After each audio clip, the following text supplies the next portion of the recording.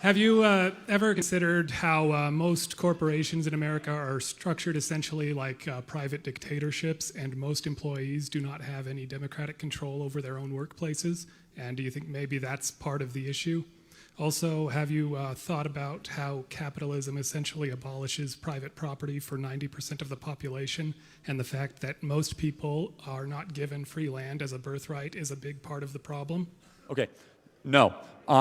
But so let's break this down. So I'm guessing you come from a more Marxist theory of value, labor, where you want the workers to own the means of production, right? Right. Okay. Are you aware that over 1 million employees in America right now are part of what's called voluntary employee stock exchange programs, where they actually do own the means of production? For example, Publix grocery store, which is the best grocery store in the state of Florida, is all employee owned. So actually in a market, you have the voluntary means to be able to have your employees own, quote unquote, the means of production without ever having to fire a shot. That's pretty cool, right? Yeah. Have you ever heard of the Mondragon Corporation in Spain? Oh yeah, I've heard of it, yes. And they're also widely inefficient and doesn't work very well. But if someone wants to form that sort of corporation here in America, they can. That's what's so beautiful about a free market. If you want to have what's called an ESOP, if you file under federal tax code, an employee stock essentially exchange program, you can. If you want to have an LLC, an S Corp, a C Corp, you want to be the only person in your company, you can. What matters is what kind of value are you creating?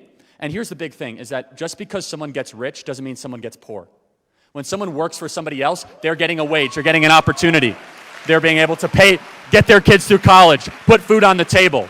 Where we disagree the most with the Marxist left is that the Marxists come after this and they will say, it is inherently exploitation if someone is gaining wealth. That is wrong. That is fundamentally wrong. If you buy a product, not only did someone have to make the product, but they have a job, they have a wage, they're able to provide them for themselves. But if your product isn't good, people are not going to buy it.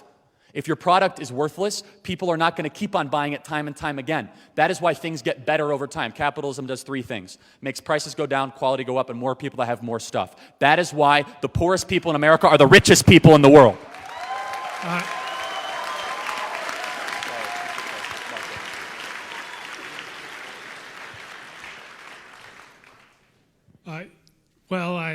How do you, what about like people who don't have any money? If you use money to determine people's wants and needs, then essentially people who don't have any money are going to be left out.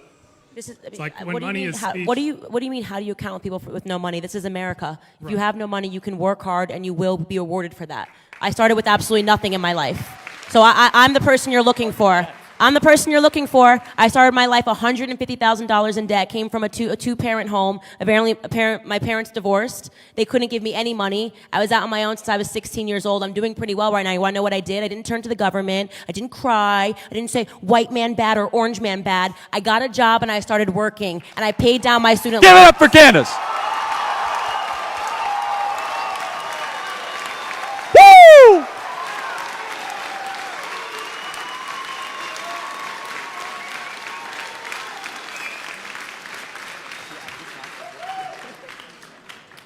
We just have to stop handing out people excuses. This idea of like this is the victim mentality. It's like, what are we going to do about this victim? Tell them how to be a victor. That's what we're going to do. This is America. And every single policy that Candace and I fight for is how do we get more opportunity to more people, whether it be school choice, whether it be entrepreneurship, opportunity zones, getting people off of government welfare. So you ask, what about people with no money? We have tried to help people through government. 3 things you need to get out of poverty. It's get a job, graduate high school, and don't have kids before you get married. And that's it. Then you get out of the you get out of the lower class.